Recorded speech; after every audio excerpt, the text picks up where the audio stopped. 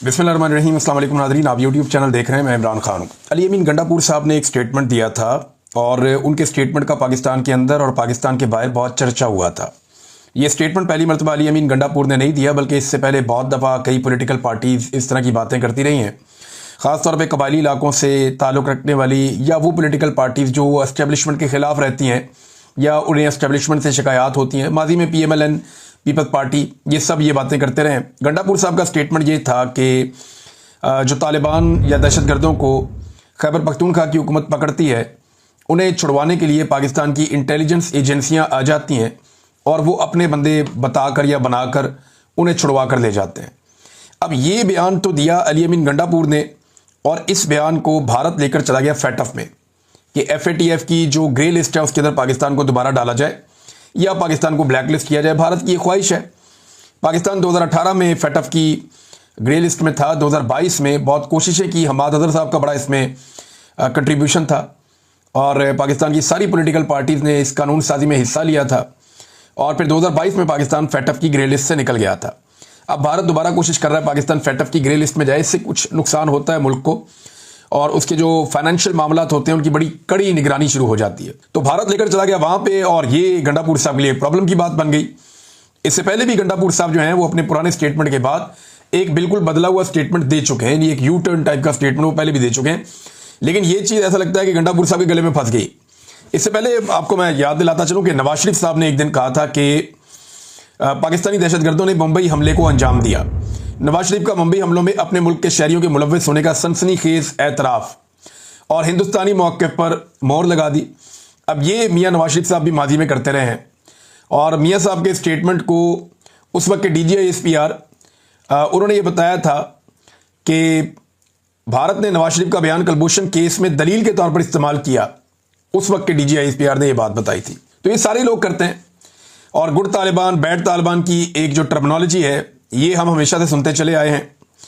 अब मामला ये है कि गंडापुर साहब ने जब यू टर्न लिया, वापस बात की, तो उन्होंने वो स्टेटमेंट के ऊपर बात नहीं की। गंडापुर साहब ने इंडिया को आड़े हाथों लिया और उन्होंने कहा जी इंडिया को नहीं छोड़ेंगे, इंडिया पाकिस्तान में दहशतगर्दी करवाता है, मैं खुद FATF के पास जाऊंगा, FATF को लेटर लिखूंगा, मैं बताऊंगा हमारे मुल्क में भारत दहशतगर्दी करता है। इंडिया ने हमारे बॉर्डर के साथ बहुत सारे कैंप बनाए हुए थे, वहां से दहशतगर्दों को भिजवाता था, पूरे खित्ते के अंदर इंडिया हालात खराब करवाता है, चाइनीज के ऊपर अटैक करवाता है और बहुत सारी चीजें उन्होंने बोली। और साथ ही साथ उन्होंने इंडिया को कहा कि हाल ही में हमने आपको एक शिकस्त भी दिया, आपने रात के अंधेरे में हमला किया, हम दिन के उजाले में आपको जवाब देंगे। तो गंडापुर साहब ने बड़ी जज्बाती तकरीर की, लेकिन वो जो उनका अपना एक बयान था उसके हवाले से उन्होंने नहीं बताया कि उनका बयान ठीक था या गलत था। लेकिन उन्होंने एक बात की गंडापुर साहब ने कि मेरा जो बयान है वो सियाको सबाक से हटाकर भारत ने उसको इस्तेमाल किया।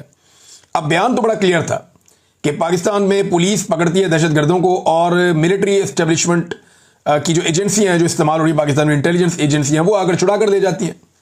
सादा सादा ये बयान था और यही बयान ले जाके उन्होंने FATF में जमा करवा दिया। भारत ने तो वही करना, उन्होंने तो मौका ढूंढना जाओ उन्हें मिल जाएगा। अब सवाल ये पैदा होता है कि अच्छा, गंडापुर साहब ने एक दावा और भी कर दिया। गंडापुर साहब ने, ये बहुत बड़ा दावा है जो गंडापुर साहब ने किया।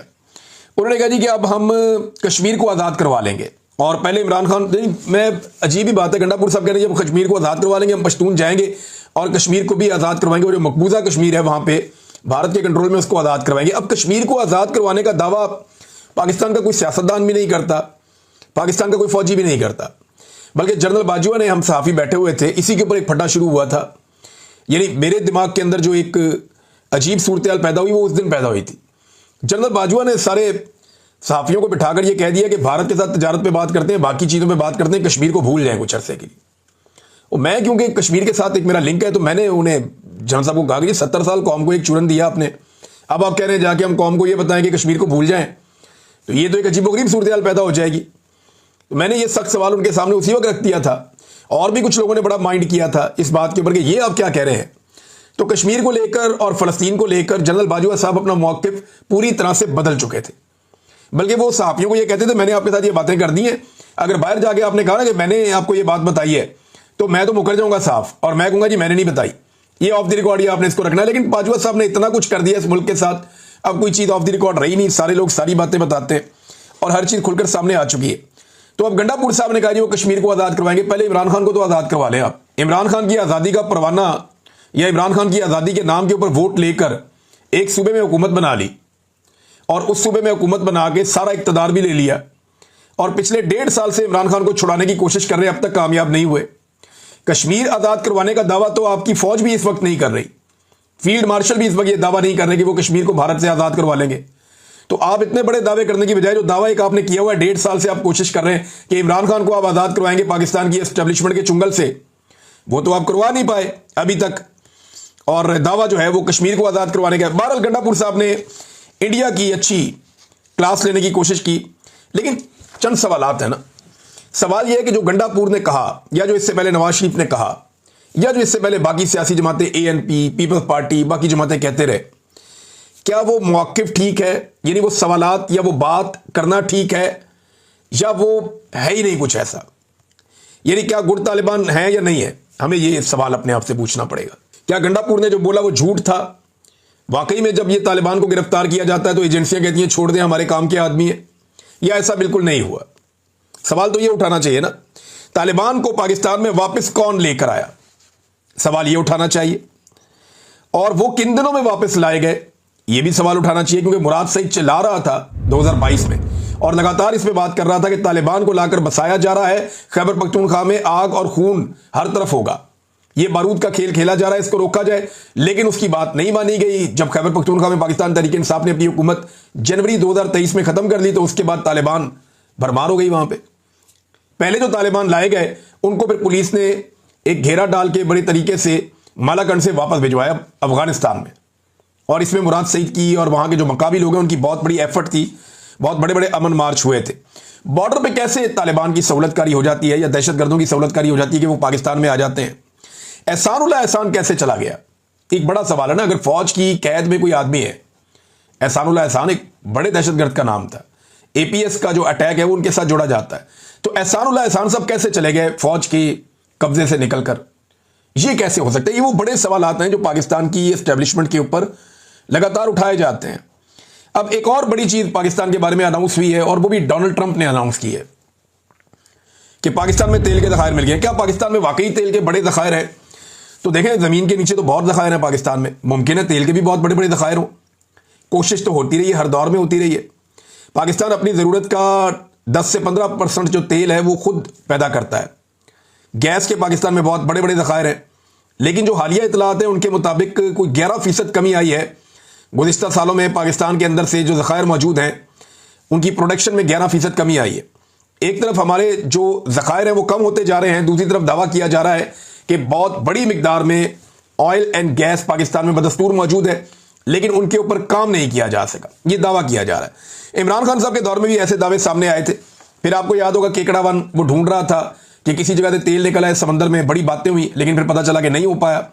फिर लकी मरवत के हवाले से खबरें हमारे पास आती नहीं, हम भी ये खबरें देते रहे, क्योंकि जो हमें बताया जाता है खबर में हुकूमत ही बताएगी ना, हम खुद जाके तो सहाफ़ी खोद नहीं सकता वहां पे कि जनाब मेरे पास पकीदा मैंने खोद के देखा वहां पे तेल, ऐसा नहीं होता, वो गवर्नमेंट ही कहती है। लेकिन इस दफा पाकिस्तान की गवर्नमेंट ने यह अनाउंस नहीं किया, ना पाकिस्तान की एस्टेब्लिशमेंट ने किया, ना पाकिस्तान की गवर्नमेंट ने किया कि हमारे पास तेल निकल आया या हमारे पास तेल के कोई ज़खायर है। मुमकिन है हो, मुमकिन है ना हो, लेकिन अमेरिकन को इस बात का यकीन दिलाया गया कि जनाब तेल के ज़खायर हैं, और इस बुनियाद पर अमेरिकन अब कंपनी फाइनल कर रहे हैं वो कौन सी तेल और गैस वाली कंपनी होगी जो पाकिस्तान में आएगी और तेल निकालेगी पाकिस्तान में से। ये तेल मिलेगा कहाँ पे? देखें, सतह समंदर के साथ साथ जो कराची से ऑनवर्ड इलाके हैं वहाँ पे क्लेम किया जाता है कि समंदर में वहाँ तेल के ज़खायर हैं। कुछ खैबर पख्तूनख्वा और बलूचिस्तान के हवाले से ये क्लेम किया जाता है कि वहाँ पे तेल के ज़खायर हैं, लेकिन मादनियात के ज़खायर जो है वो पाकिस्तान में बेशुमार है। मादनियात, रेयर अर्थ मिनरल्स, मैं इस पर काम कर रहा हूँ, मैंने आपको पहले भी बताया, मैं आपको इसकी तफसीलात बताऊँगा रेयर अर्थ मिनरल्स क्या हैं और ये क्या काम कर सकते हैं। बहरहाल ये पाकिस्तान में बड़े लंबे अरसे से एक भारतीय फिल्म का चर्चा भी हो रहा है सोशल मीडिया पे कि वो एक बंदा दूसरे को कहता है यहाँ तेल है निकालो, वो वहाँ पे वो मारता है, थोड़ा वो एक कुदाल मारता है तो वहाँ से पानी निकलता है ज़मीन में से, वो खुश हो जाते हैं, पता चलता है वो गटर का पानी है। तो लोग इस किस्म का मजाक उड़ा रहे हैं, लेकिन मेरी तो दुआ है और ख्वाहिश है कि पाकिस्तान में से तेल निकले, लेकिन पाकिस्तान की गवर्नमेंट ने या पाकिस्तान की एस्टेब्लिशमेंट ने किसी ने इसके बारे में कोई अनाउंस नहीं किया। अब पाकिस्तान में एक अजीबोगरीब चीज़ ये चल रही है कि हमारी जंगबंदी होती है तो उसकी अनाउंसमेंट कौन करता है? Donald Trump. हमारे मुल्क में तेल निकलने की इतला देता है, कौन देता है? Donald Trump. ऐसा लगता है कि पाकिस्तान की जो मौजूदा हुकूमत है वो अमरीकी प्रॉक्सी के तौर पे काम कर रही है। देखिए ना, इंसानी हकूक़ की खिलाफ वर्जियों के मामले पे अमरीका कोई बात नहीं कर रहा, बदतरीन फसाइयत पाकिस्तान में हो रही है, पूरा इलेक्शन छीन लिया, उस पर अमेरिका कोई बात नहीं कर रहा। लेकिन बहुत सारी चीज़ों में अमेरिका पाकिस्तान से बहुत खुश है। अब ऑल पार्टीज कॉन्फ्रेंस में जो लोग बैठे उन्होंने भी ये सवाल उठाया। उन्होंने कहा जी हमें बताएं आपका अमेरिका के साथ क्या मुआहदा हुआ जब ये फील्ड मार्शल गए हैं डोनाल्ड ट्रंप को मिलने के लिए। उसके बाद बहुत अजीब चीज़ें हो रही हैं। हमारी तमाम चीज़ों की अनाउंसमेंट कौन कर रहा है? डोनाल्ड ट्रंप कर रहा है। और अगर किसी की डोनाल्ड ट्रंप जैसा कारोबारी आदमी बहुत तारीफें कर रहा हो ना, तो थोड़ा मोहतात हो जाना चाहिए। ये मुआहदा कौम के सामने रखा जाए, ये ऑल पार्टीज कॉन्फ्रेंस के शुरका ने कहा, और यानी जनरल कुरेला को निशान इम्तियाज दे दिया। उसके बाद फिर डोनाल्ड ट्रंप को नोबेल पीस प्राइज के लिए जो नामजद कर दिया गया। मिनरल्स और तेल की कहानियां जो हैं वो अमेरिका से आ रही हैं, और पाकिस्तान के अंदर अभी तक यही डोनाल्ड ट्रंप को बता दिया जाके कि हमारे पास तेल है, लेकिन पाकिस्तानियों को नहीं बताया कि हमारे पास तेल है और वो कहां पड़ा हुआ है। भाई पहले पाकिस्तानियों को आप बताएं, पाकिस्तानियों को इंफॉर्मेशन दें। अब पता नहीं वाकई तेल है, क्योंकि मैंने तो अभी तक इस हुकूमत को कौम का तेल निकालते हुए देखा है। जमीन में से तो तेल पता नहीं कब निकलेगा, लेकिन इस हुकूमत ने कौम का बहुत तेल निकाला है। डोनाल्ड ट्रंप की तारीफें की हैं जी तजारती मुआहदे पे शहबाज शरीफ साहब ने, कि जनाब एक दिन पहले ये मुआहदा तय पा गया, और लेकिन अभी तक मुआहदे के बारे में सामने कुछ नहीं आया। डोनाल्ड ट्रंप जो भी मुआहदा कर रहा है वो अमरीकी मफाद में कर रहा है। इंडिया के ऊपर थोड़े मारे हैं उसने। इंडिया की कंपनियां जो हैं डोनाल्ड ट्रंप ने वो कुछ पाबंदी लगा दी है, को 25% का टैरिफ लगा दिया है। रोजाना की बुनियाद पर वो नरेंद्र मोदी की और इंडिया की बेइज्जती करता है। नरेंद्र मोदी को बेचारे को बोलने के काबिल नहीं छोड़ा। कभी वो बताता है कि इंडिया को पाकिस्तान से तेल खरीदना पड़ेगा, कभी वो बताता है जनाब के इंडिया के इतने तैयारे गिरा दिए पाकिस्तान ने। डोनाल्ड ट्रंप ने तो लगता है कि इंडिया की बेइज्जती करने का एक ठेका लिया हुआ है कि इंडिया को बेइज्जत करना है। और नरेंद्र मोदी ने और उनकी सरकार ने डोनाल्ड ट्रंप को बहुत सपोर्ट भी किया था। उन्हें लगता था कि डोनाल्ड ट्रंप जीतेगा तो पूरी सपोर्ट इंडिया के साथ होगी, लेकिन ऐसा हुआ नहीं। ऐसा क्या हुआ कि सारी तवज्जो अमेरिका की पाकिस्तान की तरफ हो गई, और चाइना भी पाकिस्तान को एक लाडले मुल्क की तरह ले रहा है। तो ये इसके पीछे राज एक है, और उस पर मैं काम कर रहा हूं। ये रेयर अर्थ मिनरल्स जो हैं ये क्या है, कितने कीमती हैं, और ये कहां इस्तेमाल होते हैं, ये चीजें मैं आपको बताता हूं। लेकिन पाकिस्तान वापस आते हैं, इसमें बाद में बात करेंगे। इस वक्त पाकिस्तान में नादरीन ने पाकिस्तान तहरीक इंसाफ ने एक ऐसी पिक्चर जारी की है जिसके अंदर सारी कहानी है कि आईने पाकिस्तान क्या कहता है कि पाकिस्तान कैसे चलेगा, और हकीकत में पाकिस्तान इस वक्त कैसे चलाया जा रहा है। According to the constitution of Pakistan सबसे ऊपर कौन होता है? इसमें इमरान खान साहब के अल्फाज उन्होंने सबसे पहले लगाए कि इस वक्त मुल्क के अंदर मार्शल लॉ नहीं है, आसिम लॉ है, जिसको इंपोज किया गया मुल्क में, और the country is being run under Asim law. मुल्क आसिम लॉ के मुताबिक चल रहा है, and the ISI is giving it protection, और आईएसआई इसकी प्रोटेक्शन कर रही है, तहफ़्फ़ुज़ कर रही है। Whatever strengthens Asim Munir's power is made the law of the land. जो भी चीज़ आसिम मुनीर साहब को मजबूत करती है उसको लॉ ऑफ द लैंड बना दिया जाता है, मुल्क का कानून बना दिया जाता है, और वो हर चीज़ को कुर्बान करते जा रहे हैं अपनी पावर को जमा रखने के लिए या अपनी पावर को कंट्रोल रखने के लिए। वो इस कौम की हर चीज़ को कुर्बान करते चले जा रहे हैं। This army chief is disgracing the military just as Yahya Khan once did. ये आर्मी चीफ वैसे ही मिलिट्री को डिस्ग्रेस कर रहे हैं जैसे एक दौर में याया खान ने किया था। ये इमरान खान साहब का स्टेटमेंट है। ये लगाने के बाद वो बताते हैं, और ये तस्वीर जरा आप गौर से देखिए, मैं आपको पूरे स्क्रीन पे तस्वीर दिखा देता हूं। पाकिस्तान तहरीक इंसाफ ने इसको जारी किया है। तो तहरीक इंसाफ ने वो तस्वीर जारी की, उसके मुताबिक पाकिस्तान के आइन के मुताबिक सबसे पहले होते हैं अवाम पाकिस्तान, पीपल, उसके बाद होते हैं जी पार्लियामेंट, फिर होती है पार्लियामेंट, और तीसरे नंबर पे होता है प्राइम मिनिस्टर। प्राइम मिनिस्टर के बाद होता है डिफेंस मिनिस्टर और एक इंफॉर्मेशन मिनिस्टर। उसके नीचे होता है जी सेक्रेटरी डिफेंस, और इंफॉर्मेशन मिनिस्टर के नीचे होता है सेक्रेटरी इंफॉर्मेशन, और सेक्रेटरी डिफेंस के नीचे होता है पाकिस्तान आर्मी, पाकिस्तान एयरफोर्स और पाकिस्तान नेवी, ये तीनों चीजें। और इसी तरह सेक्रेटरी इंफॉर्मेशन के नीचे होता है पीटीवी और रेडियो पाकिस्तान, और फिर नीचे आता है आर्मी चीफ। अब वो ये कह रहे हैं कि this is the only place where chief of the army staff is supposed to be as per constitution, कि ये वो वाहिद जगह है नीचे जाके जहां पे आर्मी चीफ को इस मुकाम पे होना चाहिए। But instead of this position has imprisoned everyone and taken over everything. अब वो ये कहते हैं बजाय इसके कि ये मुकाम होता, ये सारी चीज़ों पे कंट्रोल हो गया है। और ये पाकिस्तान तहरीक इंसाफ ने एक तस्वीर जारी की है, और इसके ऊपर पाकिस्तान तहरीक इंसाफ ने इमरान खान साहब का स्टेटमेंट भी लिखकर लगाया है। ऑल पार्टीज कॉन्फ्रेंस हुई नाजरीन, वो हम सब जानते हैं, और इस कॉन्फ्रेंस ने एक करारदाद मंजूर की है, और उस करारदाद के मुताबिक ऑल पार्टीज कॉन्फ्रेंस ने यह कहा है कि सख्त ज्यादती की गई है। पीटीआई को सुनाई जाने वाली सजाओं के खिलाफ ऑल पार्टीज कॉन्फ्रेंस ने करारदाद मंजूर कर ली है, उन्होंने कहा कि आज का दिन पाकिस्तान की तारीख में स्याह दिन के तौर पर याद रखा जाएगा, जब एक ही दिन में अपोजिशन लीडर, कौमी असम्बली, सेनेट और पंजाब असम्बली तीनों को सजा सुना दी गई। ये जनाब मुस्तफ़ा नवाज खोखर साहब ने वहां पे करारदाद पेश की, वो करारदाद पास हो गई और ये ऑल पार्टीज कॉन्फ्रेंस ने की है। इस पे नाज़रीन उमर अयूब साहब ने भी एक स्टेटमेंट दिया। उन्होंने कहा जी मुझे कैंगरू कोर्ट के जज ने, जो दहशतगर्दी अदालत का जज है फैसलाबाद के, उन्होंने जनाब एक 10 साल की सज़ा सुनाई है। मेरे वकील को गवाहों से जिरा करने की इजाज़त ही नहीं दी गई, गवाहों ने मेरा नाम नहीं लिया। अदालती कार्रवाई रात 2 बजे और रात 3 बजे तक चलती रही। खुलासा यह है कि अदालती कार्रवाई एक मजाक थी। मैं हर सतह पर लड़ता रहूंगा। मैं इमरान खान के साथ था, इमरान खान के साथ हूं और इंशाल्लाह इमरान खान के साथ रहूंगा। ऐसा ही स्टेटमेंट जो है जरताज गुल वजीर साहबा ने दिया और उन्होंने सबूत भी दिए कि वो इन दिनों में, जिन दिनों का मुकदमा उनके ऊपर बनाया गया, वो डेरा गादी खान में मौजूद थी। एक शादी में शिरकत की, कुछ अवामी इज्तिमात थे, वहां पे थी। उन्होंने वीडियोस और तमाम सबूत दिखाए कि जनाब मैं यहां पे थी ही नहीं। और यह भी गवाहान ने तस्लीम किया, जो स्टार गवाह थे, कि जरताज गुल वजीर को हमने शामिल नहीं किया। उनका नाम, जरताज गुल वजीर साहबा का नाम 8 महीने के बाद शामिल किया गया और 8 महीने के बाद नाम शामिल करके उनके ऊपर जनाब सजा दे दी गई और अब उनको फारिग करने की कोशिश की जा रही है। तो उन्होंने कहा ये मेरी ये सजा जो है ना, ये वफा की है कि मैंने अपने लीडर के साथ वफा निभाई है। और 8 महीने के बाद ये किया गया मेरे साथ कि मेरा नाम बाद में नामालूम में डाल के मुझे फारिग करने की कोशिश की गई या मुझे सजा सुनाई गई है। तो जरताज गुल वजीर साहब अभी डट के इमरान खान साहब के साथ खड़ी हैं, बाकी लोग भी खड़े हैं और इमरान खान साहब के लिए अब वॉल चॉकिंग हो रही है मुख्तलिफ इलाकों में। ये मैं आपको एक चीज बताऊं, ये जो वॉल चॉकिंग है ना, ये पाकिस्तान तहरीक इंसाफ के लोग कर रहे हैं खामोशी के साथ। 2 स्प्रे लेते हैं और एक सांचा लेते हैं, दीवार के साथ लगते हैं, वॉल चॉकिंग करते हैं, आगे निकल जाते हैं। अब इसमें वो लिखते हैं जी 804, इमरान का चेहरा लगाते हैं इमरान खान का, और नीचे लिखते हैं अवामी फील्ड मार्शल। और एक और काम जो आमिर मुगल साहब काफी लंबे अरसे से कर रहे थे, उन्होंने इंसाफ रजाकार के आदादोशुमार जारी कर दिए हैं, जो रजाकार वो बना रहे हैं पिछले काफी अरसे से।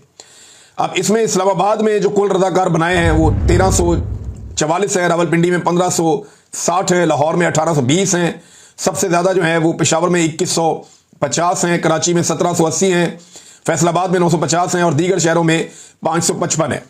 तो अभी तक पाकिस्तान तहरीक इंसाफ ने 10,159 रजाकार बनाए हैं, जिनमें खवातीन की तादाद 1441 है। तो ये एक नया सिलसिला शुरू किया था जो पुरअमन गैर मुसल्लह सियासी गुरीला जिद्दोजहद चलाने के लिए आमिर मुगल साहब ने, ये इस्लामाबाद से, इस रीजन से पाकिस्तान तहरीक इंसाफ के रहनुमा हैं और बड़े मजबूत एक शख्सियत के मालिक है, बड़े ज़बरदस्त आसाब के आदमी हैं, बहुत दफ़ा गिरफ्तार हुए हैं। अब इनके ऊपर कत्ल के मुकदमा डाल दिए गए हैं तो गिरफ्तारी अवॉइड कर रहे हैं। बहरहाल ये इनकी एफर्ट है, जबकि बैरून मुल्क बहुत तेज़ी से ओवरसीज पाकिस्तानी अपनी कंपेन चला रहे हैं और इमरान खान साहब के अहकामात के मुताबिक बैरून मुल्क बहुत सारे इज्तिमात होने जा रहे हैं। अटलांटिक सिटी अमेरिका में कासिम सूरी साहब 2 अगस्त को एक प्रोग्राम करेंगे, बरतानिया में 3 अगस्त को जुल्फी बुखारी लंदन में एक प्रोग्राम करेंगे। ये 2 बड़े प्रोग्राम जो हैं ये अभी बहुत हाईलाइट हो रहे हैं और कुछ यूरोप के अंदर बहुत बड़े बड़े प्रोग्राम हैं। मैं आने वाले दिनों में ये सारी चीज़ें आपको साथ साथ बताता जाऊंगा। नाज़रीन, इमरान खान साहब की बहन ने बताया कि इमरान खान साहब के बेटे पाकिस्तान आ रहे हैं। तहरीक लीड करने के लिए वो नहीं आ रहे, बल्कि तहरीक लीड करने के लिए बाप ही काफ़ी है। लेकिन इमरान खान की बहनों ने यह कहा कि हम सब इमरान खान साहब की तहरीक को सपोर्ट करेंगे और ये हमारा हक बनता है कि हम सपोर्ट करें, लेकिन तहरीक पाकिस्तान तहरीक इंसाफ जो पॉलिटिकल पार्टी है वो चलाएगी और इसमें इमरान खान साहब के बेटे आएंगे ज़रूर, मगर